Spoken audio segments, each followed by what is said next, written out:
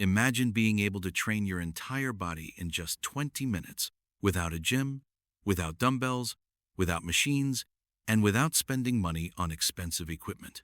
Sounds too simple? Many people believe that getting stronger requires a gym membership, complicated workout programs, heavy weights, or hours of free time. But the truth is, exercise doesn't have to be complicated to be useful. And today's workout is not about pushing yourself until you're completely exhausted. It's about moving your body with control, challenging your muscles, and building a routine that you can actually repeat. Because let's be honest, 20 minutes is a lot easier to fit into your day than an hour at the gym. Maybe you're in your late 50s or 60s and you know you need to exercise, but you've struggled to make it consistent. Maybe you don't enjoy crowded gyms. Maybe you don't want to buy a room full of exercise equipment. Or maybe jumping, running, and high-impact workouts simply don't feel comfortable for you. And perhaps your day is already full of work, family, errands, and responsibilities. That's exactly why today's workout is built around real life, not athletic performance. You don't need to exercise like a 20-year-old athlete to become stronger. You need movements that match your current ability and a routine you can realistically stick with. Over the next 20 minutes, we'll work through your entire body. We'll begin with a gentle warm-up to prepare you for movement. Then, we'll work your legs and glutes with simple strengthening exercises that relate directly to everyday activities. We'll train your upper body with bodyweight movements. We'll include movements for your back and posture, followed by controlled core exercises. Then, we'll bring everything together with full-body movements that also challenge your coordination and balance. And finally, we'll slow things down with a gentle cool-down. You don't need to perform every movement perfectly, and you certainly don't need to keep up with someone else. If you need to move more slowly, that's completely fine. If an exercise is too difficult, I'll give you an easier option. Your version of the exercise is the right version if it allows you to move safely and with control. Now, one important safety reminder before we begin. Work at an intensity that feels appropriate for your current fitness level. If you're new to exercise, start slowly. And if you need additional stability, use a sturdy chair or wall for support. It's normal for your muscles to work and for your breathing to become somewhat heavier during exercise. But you should not try to push through sharp or significant pain. If you experience chest pain or pressure, severe dizziness, fainting, unusual or severe shortness of breath, or sudden significant pain, stop exercising and seek appropriate medical attention. And if you have a medical condition, a recent injury, or you're unsure whether this type of exercise is appropriate for you, it's a good idea to speak with a qualified healthcare professional before starting. Remember, today's goal isn't to see how hard you can push yourself. The goal is to move safely, strengthen your body, and create something you can continue doing. But here's the interesting question. If these exercises are so simple, why do so many people still struggle to stay active? The problem usually isn't that there aren't enough workouts available. There are thousands of them. The real problem is that exercise often becomes too complicated, too intense, too time-consuming, or simply too difficult to maintain. And once you understand that problem, you'll see why a simple 20-minute routine like this can be much easier to stick with. There is something I want you to understand before we begin the workout. For most people, the hardest part of exercise isn't knowing what to do. It's actually doing it consistently. And one of the biggest reasons is that exercise has become far more complicated than it needs to be. Think about what you see online. One workout requires dumbbells. Another uses resistance bands. Another needs several different machines. Then there are complicated routines with 10, 15, or even 20 different exercises. Before you know it, you start thinking, I don't have the equipment for this, or I don't have an hour for that. And eventually, doing nothing feels easier than trying to figure everything out. That's the first problem. Exercise becomes so complicated that people stop before they even begin. But there's another problem that becomes more important as we get older. After 45 or 50, you may notice that some movements don't feel as natural as they once did. Maybe getting out of a chair takes a little more effort.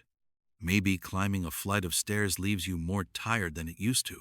Maybe carrying grocery bags feels harder. Reaching overhead may not feel as comfortable. And getting down onto the floor, and especially getting back up, can become something you think twice about. This doesn't mean you're suddenly weak or that something is automatically wrong, but it can be a reminder that your body responds to what you regularly ask it to do. If you spend most of the day sitting and rarely challenge your muscles, everyday movements can gradually feel more demanding. And this is where many people make another mistake. They think, I walk every day, so that's enough. Now, walking is absolutely valuable. Regular walking can be an excellent way to stay active and support cardiovascular fitness. But your body needs more than one type of movement. Your legs need to be strong enough to help you stand, climb stairs, and move around confidently. Your upper body needs strength for pushing, carrying, lifting, and reaching. And your core muscles help provide stability while your body moves. That's why a well-rounded routine includes both aerobic activity, such as walking, and muscle-strengthening exercises. You don't need to become a bodybuilder. You don't need huge muscles. And you don't need to lift extremely heavy weights. The goal is much more practical than that. The goal is to maintain the strength and physical ability you need for everyday life. Because here's the part I don't want you to ignore. When people become increasingly inactive, they can gradually lose muscle strength and physical function. And that can create a frustrating cycle. You move less because certain activities feel difficult. Then you become less active. And because you're less active, those activities may feel even more difficult. That's the cycle we want to interrupt, not with an extreme workout, not by trying to transform your body overnight, but with simple movements that you can practice consistently. And that's exactly why today's workout doesn't require a gym. Instead of waiting until you have the perfect equipment, the perfect schedule, or the perfect fitness level, let's use what you already have. A little space, 20 minutes, and your own body weight. Now let's put that into action and start with the first part of the workout, a gentle warm-up. Now it's time to put everything into practice. You don't need dumbbells, machines, resistance bands, or a gym. All you need is a little open space and, for a few exercises, a sturdy chair or wall nearby for support. We're going to keep this workout simple. We'll spend about 2 to 3 minutes warming up, followed by the main workout, and then we'll finish with a short cool down. If you're a beginner, don't worry about completing every movement at the fastest pace. Move slowly, take extra rest when you need it, and focus on control. If you're already comfortable with exercise, you can gradually increase your repetitions or make the movements slightly more challenging. Remember, the goal isn't to finish as quickly as possible. The goal is to make every movement count. Warm up. Let's begin with a gentle warm-up. First, stand tall and start marching in place. Lift one foot, then the other. Keep the movement comfortable and let your arms swing naturally. You don't need to lift your knees very high. Just keep moving. As you march, take steady breaths and gradually allow your body to become more active. This simple movement helps warm up the body and prepares your hips and knees for the exercises that are coming next. Keep going for a few more seconds. And remember, don't rush. We're warming up, not competing. Now slowly reduce the movement and move into shoulder rolls. Roll your shoulders gently backward and forward. Keep the movement smooth. There's no need to force your shoulders into a large circle. Now add some gentle arm circles. Start with small circles and gradually make them a little larger if that feels comfortable. If you notice discomfort, simply make the circles smaller. The purpose here is to prepare your shoulders and upper body, not to stretch as far as possible. Now bring your arms down. Let's finish the warm-up with gentle side steps. Step to the right. Bring your feet together. Then step to the left. And together, continue alternating from side to side. If you feel comfortable, add a natural arm movement. Keep your feet light and your posture tall. That's it.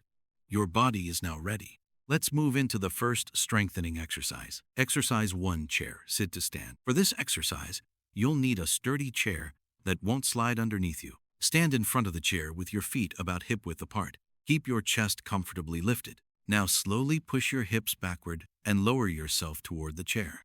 Touch the chair gently, and then stand back up. That's 1 repetition. Let's do it again.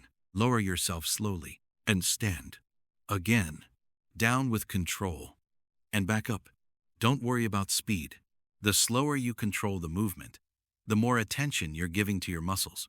This exercise works your legs and glutes, but more importantly, it resembles something you do every day getting up from a chair. That's why movements like this aren't just about exercise. They're about maintaining the strength you use in everyday life. If this feels difficult, you can lightly use your hands on the chair or your thighs to help you stand. That's perfectly fine.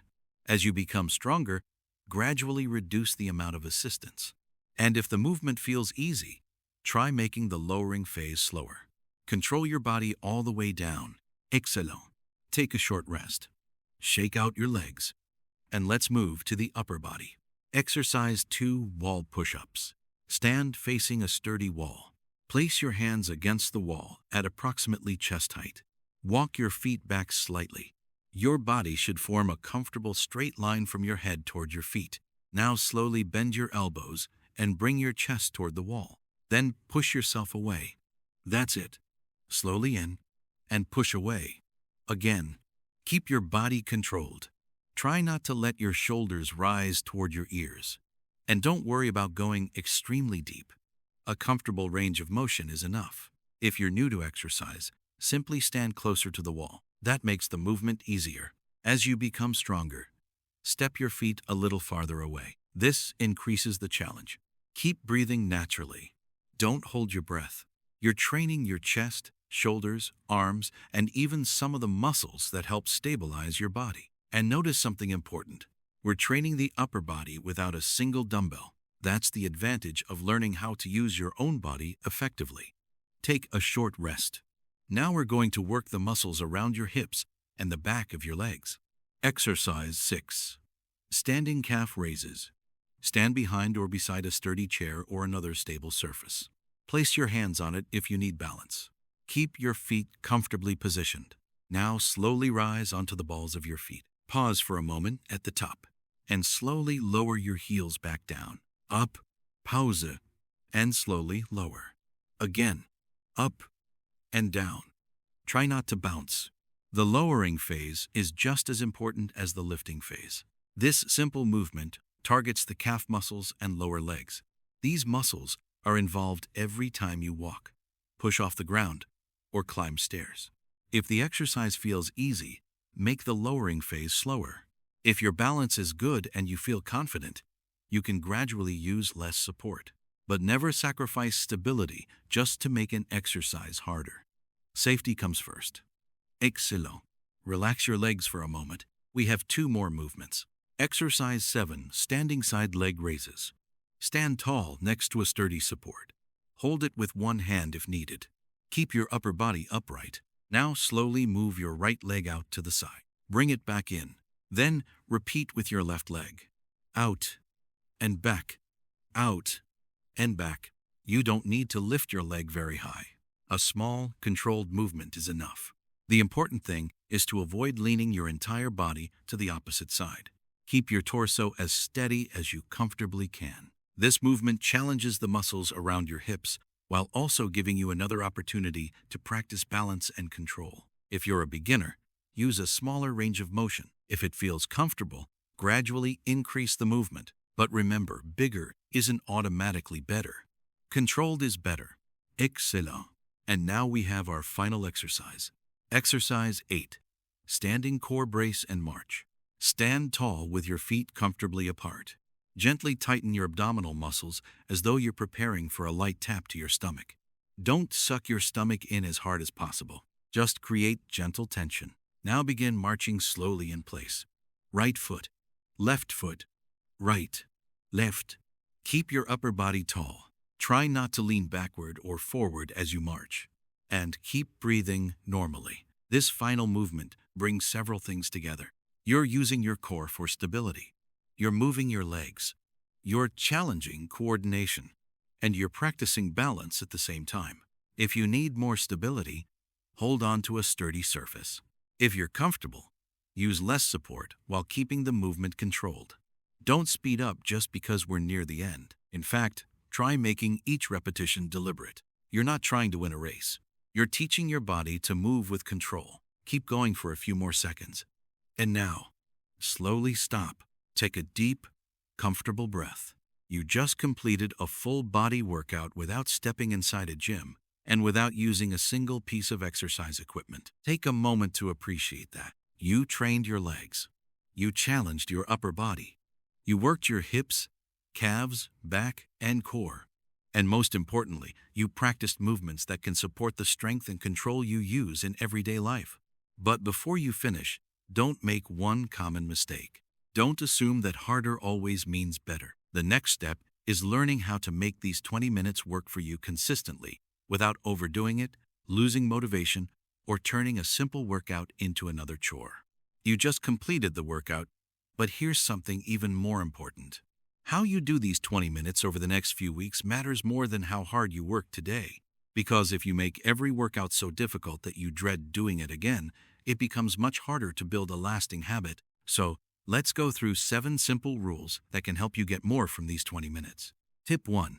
Don't chase exhaustion. The first mistake is thinking that a workout only counts if you're completely exhausted afterward. That's not the goal. Exercise should challenge you, but you don't need to finish every session feeling like you have nothing left. Especially if you're new to exercise, focus on controlled movements, good technique, and consistency. You should finish the workout feeling that you worked your body, not that you destroyed it. Remember, more exhaustion does not automatically mean better results. The goal is to train today and still feel capable of training again. Tip 2. Use the talk test. Here's a simple way to judge your effort. During moderate exercise, you should generally be able to speak, even though you may be breathing more heavily. If you can comfortably have a full conversation without any increase in breathing, you may be working at a very easy intensity. But if you're struggling to say even a few words, you're probably pushing much harder. For this type of home workout, you don't need to chase maximum intensity. Find a level that challenges you while still allowing you to remain in control. And remember, your appropriate intensity may be completely different from someone else's.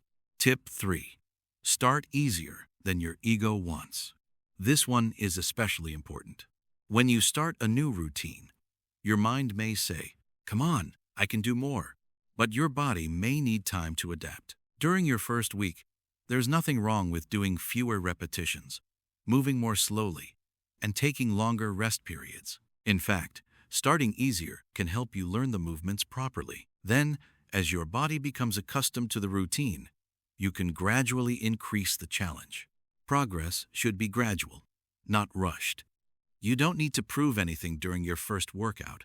You're building a habit that you want to keep months from now. Tip 4.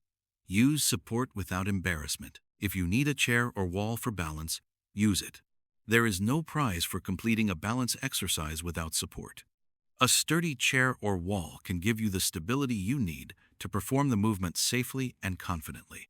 Using support isn't cheating. It's a modification. And modifications are one of the smartest ways to make exercise fit your current ability. As your balance and confidence improve, you may naturally need less support. But don't rush that process. Stability first, progress second. Tip 5. Focus on movement quality. Don't try to complete 20 fast repetitions when 10 controlled repetitions would be better for you. Slow down. Pay attention to your posture. Breathe naturally. Move through a comfortable range of motion. And stay in control from beginning to end. If your form starts falling apart because you're tired, that's a signal to slow down or take a short break. Your workout doesn't become more effective simply because you're moving faster. Think about every repetition as practice. You're teaching your body how to move, and the better you control the movement, the more confidence you can develop in your own abilities. Tip 6. Turn the workout into a routine. This may be the most important tip of all. Don't rely on motivation. Instead, connect your workout to something you already do every day. For example, maybe you exercise after your morning coffee. Maybe you do it before your shower. Maybe you exercise after work. Or perhaps before dinner works best for you. Choose a time that fits your life. Then try to make that time your regular exercise window. And here's another important point. Stop constantly searching for a better workout. You don't need a completely different routine every few days. Give a simple routine enough time to become familiar. When something is simple enough to repeat, it becomes much easier to build consistency. Tip 7. Progress gradually. Once the workout starts feeling comfortable, you can gradually increase the challenge. You might begin with just one round. Then, over time, increase the number of repetitions. Later, you could slightly reduce your rest periods. You might also gradually increase your range of motion if that feels comfortable. And eventually, if appropriate for your fitness level, you could introduce some form of resistance. But don't try to make every change at once. Give your body time to adapt. One small improvement at a time is enough. And remember this: 20 minutes done consistently is far more useful than an extremely difficult workout you only manage to do once every few weeks. You don't need the perfect workout. You need a workout you can actually keep doing. And now, let's bring everything together and talk about what these 20 minutes can really mean for your everyday life. And that's it. 20 minutes. No gym membership. No expensive machines. No dumbbells. Just your body, a little space, and the willingness to keep moving. Today, you worked your legs and glutes. You challenged your chest, shoulders, arms, and upper back. You trained your core, calves, coordination, and balance. And you did it all from home. But I want you to remember something more important than the exercises themselves. Getting older does not mean you have to stop working on your strength. The goal isn't to look like a professional athlete. It's not about lifting the heaviest weight or completing the hardest workout. It's about keeping your body capable of doing the things that matter in everyday life. Getting up from a chair, carrying your groceries, walking with confidence, climbing the stairs, reaching for something on a shelf, and maintaining as much independence as possible as you move through the years. And here's the gentle warning: the biggest mistake isn't failing to perform a perfect workout. It's allowing inactivity to slowly become your normal. You don't have to change everything tomorrow. You don't need to exercise for hours. You can start with just 20 minutes. If you completed today's workout, take a moment to give yourself credit. And if you had to modify some exercises, that's completely okay. Your starting point doesn't have to be perfect. It just has to be a starting point. Now I want to hear from you. Comment 20 minutes below if you're going to commit to making this workout part of your routine. And tell me, which exercise was easiest for you? And which one challenged you the most? If you found this workout useful, subscribe to the channel for more simple, practical, beginner-friendly workouts designed to help you stay active and strong as you get older. And don't forget to save this video so you can come back to it and repeat the routine according to your own ability and schedule. Because you don't need a perfect body. You don't need a perfect gym. You don't even need a perfect workout. You just need a small space, 20 minutes, and the willingness to keep moving.